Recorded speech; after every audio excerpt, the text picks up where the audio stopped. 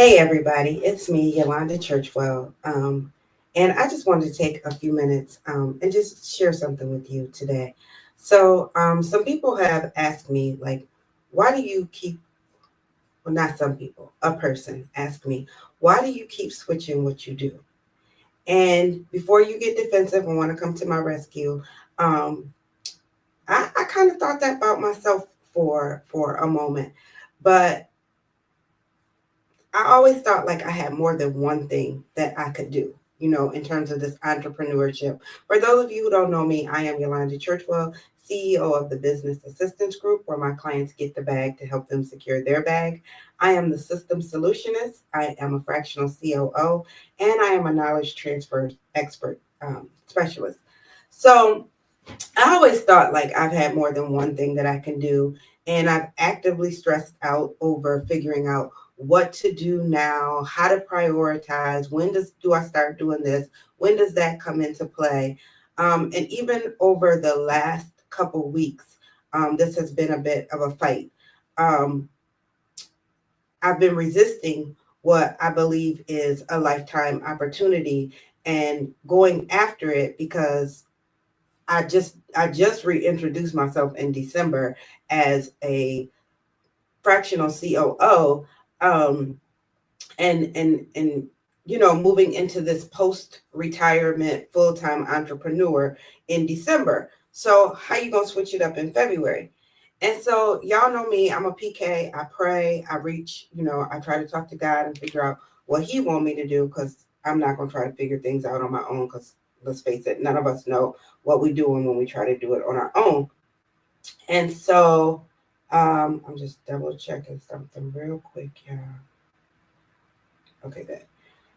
This thing with this whole going live and stuff, I already have enough issues in my head with it. But then it's like, well, is it just only showing on my Facebook page? Is it everywhere? So, anyway, back to what I was saying. And okay, so I've been wrestling with this thing and I prayed on it and stuff. And I woke up this morning and I just felt like, you know what?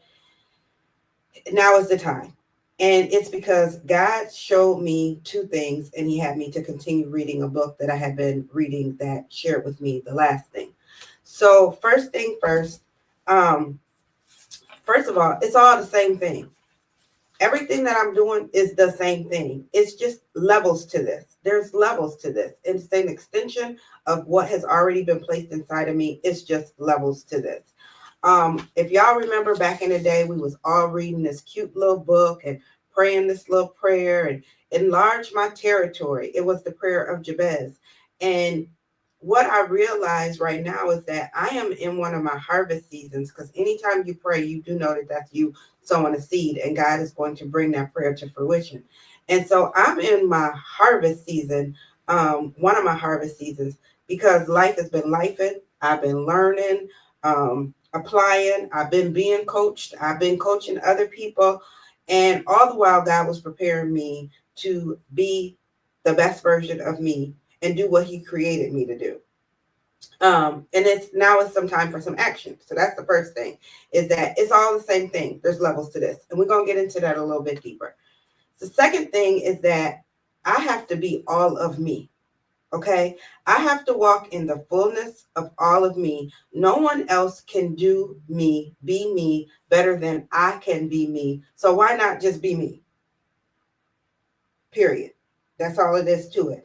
Um, I have walked the line trying to be who people want me to be. I am a reformed, in recovery people pleaser. But at this point in time in my life, I am just going to be all of me, all that God has called me to be. It's time for me to put my big girl panties on and just step into what it is that I'm supposed to do.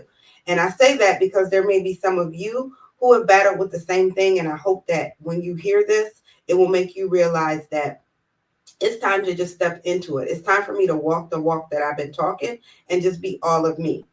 And the third thing is that I was reading this book, and I'll have to get the name of the author and drop it in the chat because I can't pronounce it and I can't remember it right now. But what she said in the book, and I want to read it exactly how she said it is, she said, the opportunity of a lifetime needs to be seized during the lifetime of the opportunity. The opportunity of a lifetime needs to be seized during the lifetime of the opportunity. And I was like, you know what? Basically, it's time for me to just do what I'm supposed to do and walk in the fullness of me. And many of you know I retired from the IRS in August of 2024. And it was not forced like all of these things that are going on, but it was a choice that I made, and it was a strategy that I had put in place to carry it out. And so as I was sitting there this morning, and I was like, you know what? I just have to be me. And this is like a fully transparent conversation. This ain't for everybody, but I'm getting around to what I want to share. But I first have to take a moment and just say that I gotta be me. Um, so back in 2019, I was like, faith over fear, faith over fear. I realized there was a lot of things that I was not doing because I was afraid. I had little post-its that I put up everywhere. I mean, and it was the real little post-its. I had this size, but I had the even smaller size. I had faith written on them. I had them on my bathroom mirror. I had them when I got ready to go out my door because I was making a conscious decision to change my mindset. Okay. So fast forward 2021, 2022, everything was about stepping out of my comfort zone and just doing things afraid. I took Joyce Meyer, I took Nike, I put them together.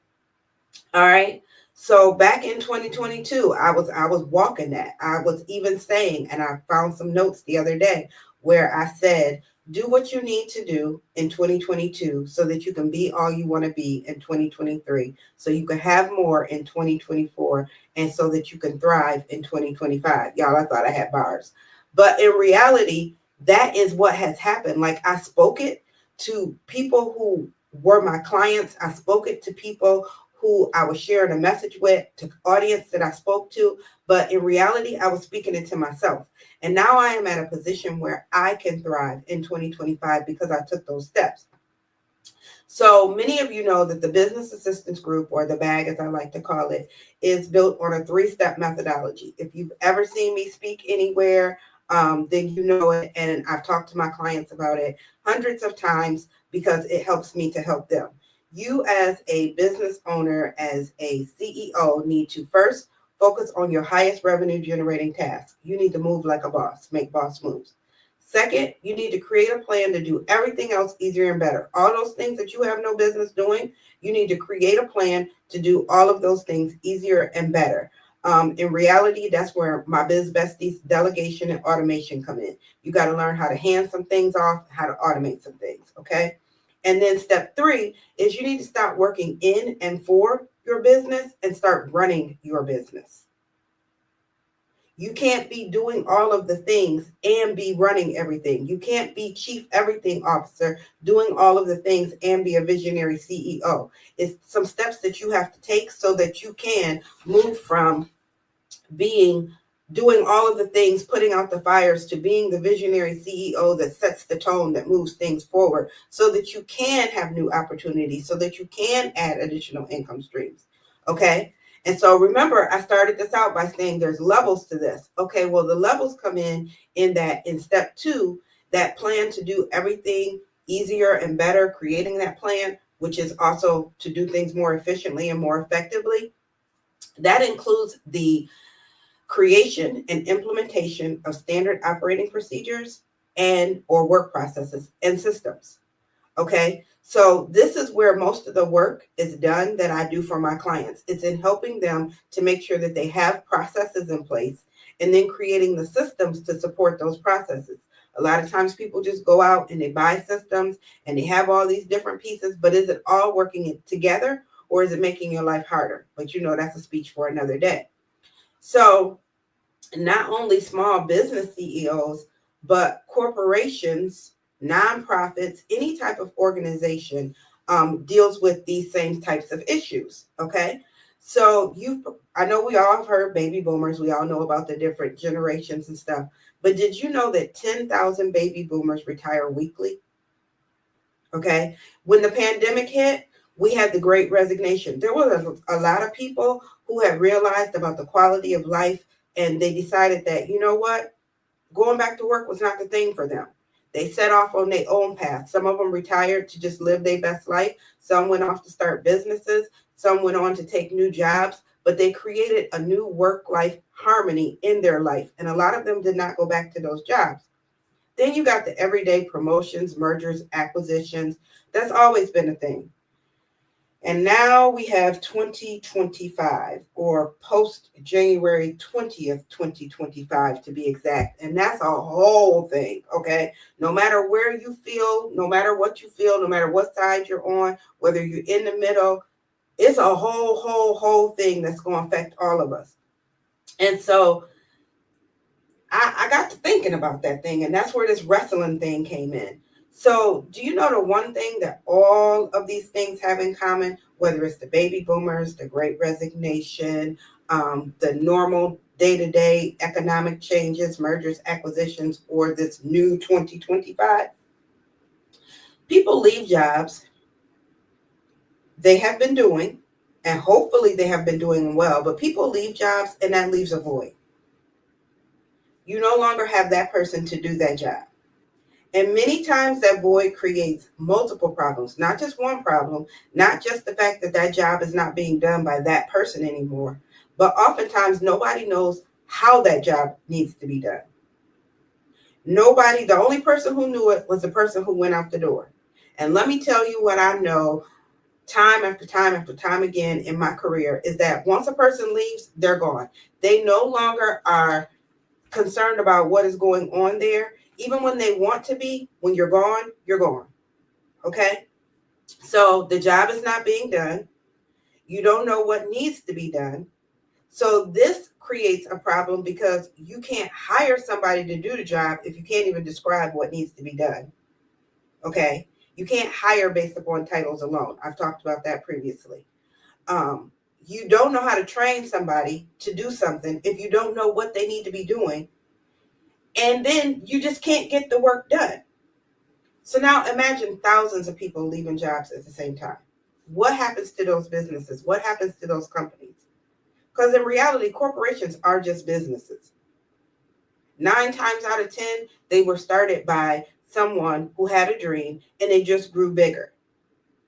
So when I say businesses right now, I'm talking about all businesses. Okay. So as I said, I retired on August the 9th.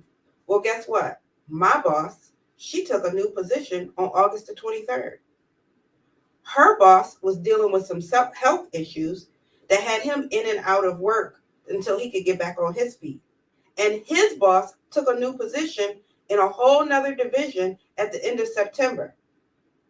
So add to that, you have all of the normal organizational changes that go on. Plus, remember, we're talking about the federal government. That's a whole nother scenario. That had the potential to be extremely chaotic. You can only do what you can do, okay? So in the midst of this is where part one of my lifetime opportunity came about. I knew that I was leaving. I have known that I was leaving. In all actuality, a lot of people were like, oh, you're leaving 10 years early. I feel like I gave it 15 more years than I planned. See, for me, accounting and the IRS was my backup plan. I started out in computers and management information systems, but what I knew is that when the economy goes down, things like marketing, things like computer systems, those are the things that people can cut back first in their budget. Those are the things that businesses can cut back on to keep things going. But at the end of the day, I've always said no matter how much money you have or don't have, you need somebody to count it and help you out. So the IRS, when I took that job, I went through that process. I was like, I'm gonna give this 3 to 4 years. The economy gonna bounce back. I'm gonna be back to doing what I love. Well, fast forward, and it took 20 years.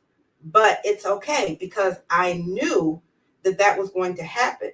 And so when you see me looking down, it's because I'm looking at my notes because y'all know I will go off on a tangent.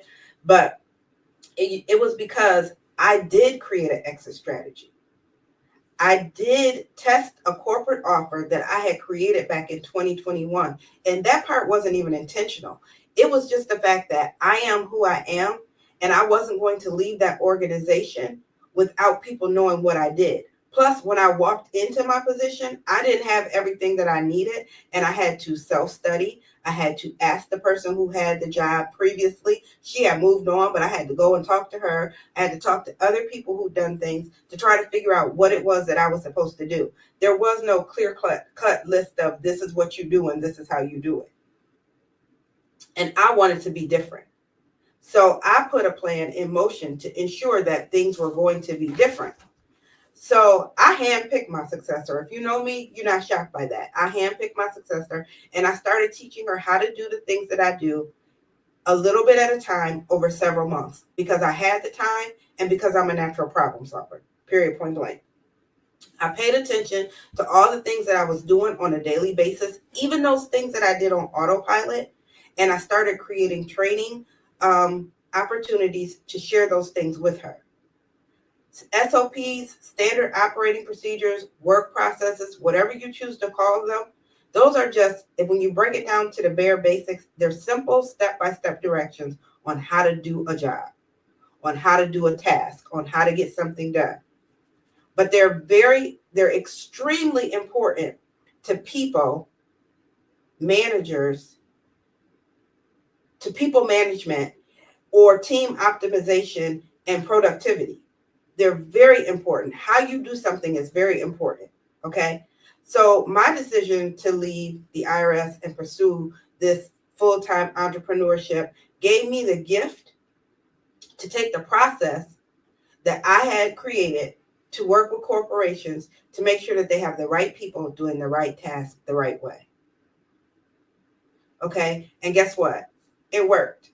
I retired and have been living my best retirement life as a full-time entrepreneur, establishing my personal brand, something I could never do because you can't be out there when you're working for the IRS. You got to have a certain level of protection up.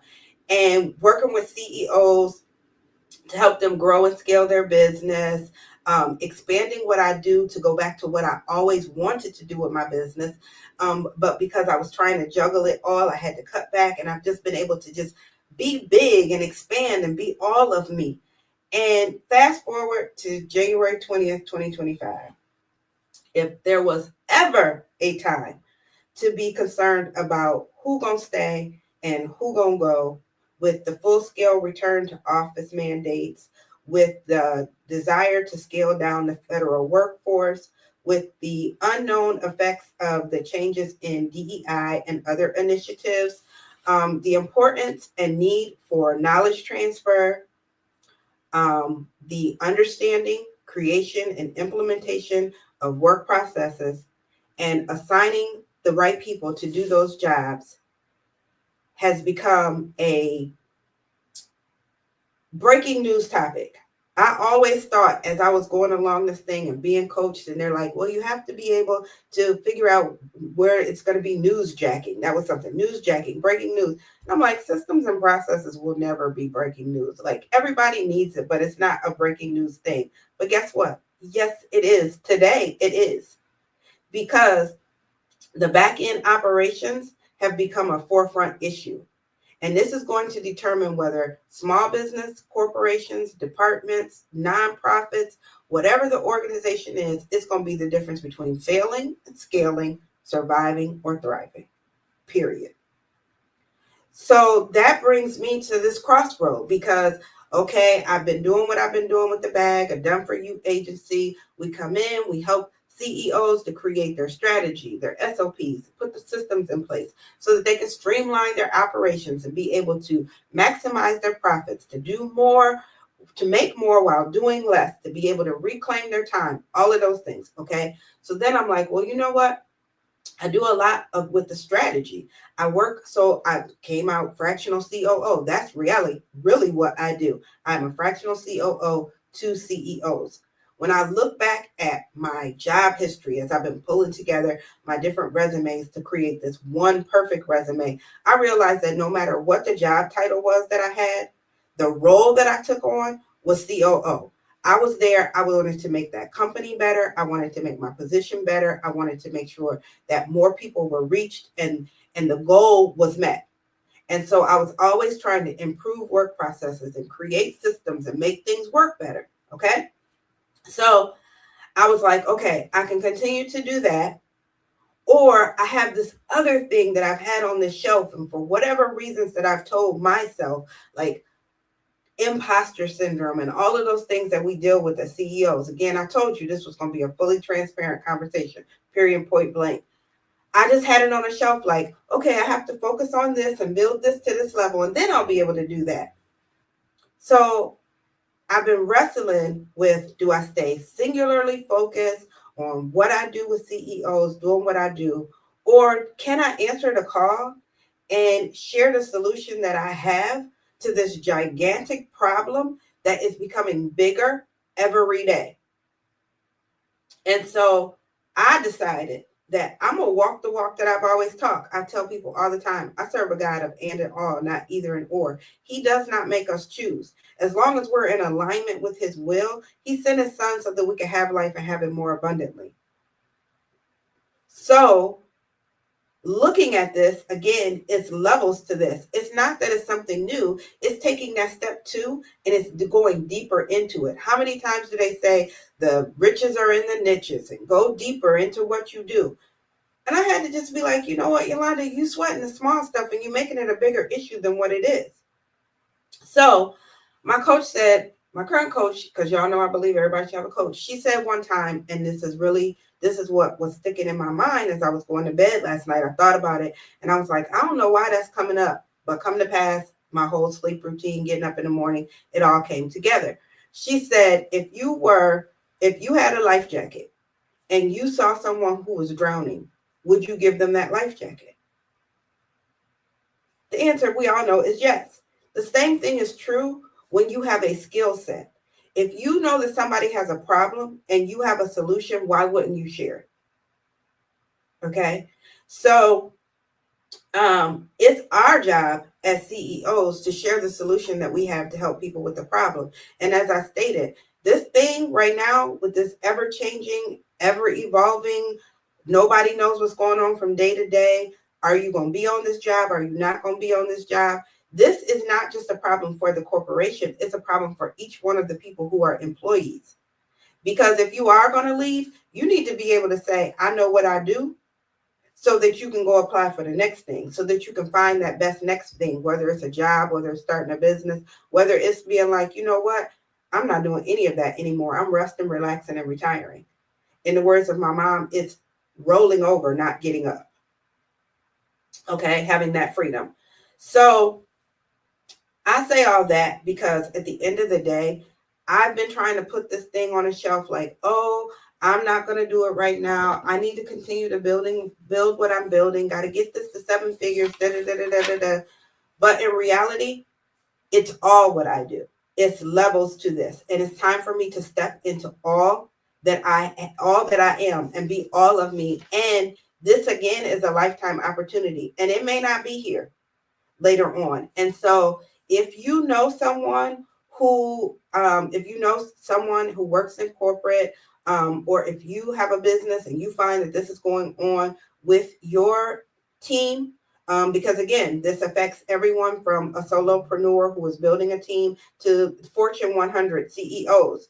If you find that you have lack of knowledge transfer as a result of resignations, retirements, promotions, mergers, if you don't have documented work processes, if you're failing to share your best practices, which is resulting in longer learning curves, and you have an inability to best assign the work task during the hiring gaps, which is causing you to have deteriorating internal customer service, not being able to do what your clients need you to do when you need it to be done, not being able to fulfill the strategy of the organization or corporation that you work for, then please connect with me on LinkedIn.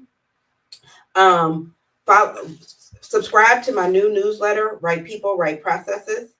Or if in doubt and you just are like, you know what, I'm ready to get started. I don't know what all I need. Then schedule a call today. Because what I do know, and you can drop a comment below, what I do know is that this problem is going to get worse before it gets better. Everything that's going on is going to get worse before it gets better. And no matter where you fit, again, like I said, no matter which side of the line, or if you just there, it doesn't even have to be a line, it's blurred. We need to make sure that As many businesses, I've always said my job is to disrupt the status quo. 8 out of 10 businesses fail. Businesses go out of business because they don't have what they need when they need it. That's not limited to just small business for me. That also includes corporations. Okay. So I want you to be on the lookout. There's going to be lots more to come.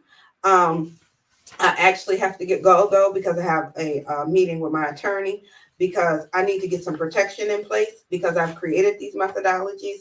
And if y'all know me, you also know I'm real big on my intellectual property. So I got to go get some trademarks put in place for some things so that I can share with you. Because what I want to be able to do is I want to be able to make sure that we're able to transfer knowledges and best practices across employees, departments, units, corporations, organizations. I want to make sure that we're able to create and implement standard operating procedures, that we're able to continue to produce the same level or increase the level of productivity and quality on a consistent basis. And I also want to make sure that we're able to identify the skill sets that people need to be able to do a job. Do you know a lot of times there's someone on that job who's been wanting to do the job, who is qualified to do the job, but whether the person who was doing it was territorial or just so good at doing it, that person never had an opportunity. You may be looking to go out and hire someone. In reality, you have that person that you need already there. So I want to be able to share all of this with you. I want to be able to continue to do what I have been doing from the beginning, which is to help my clients make sure that they're able to build their businesses for long-term success. My clients are still going to be able to get the bag to help them secure their bag.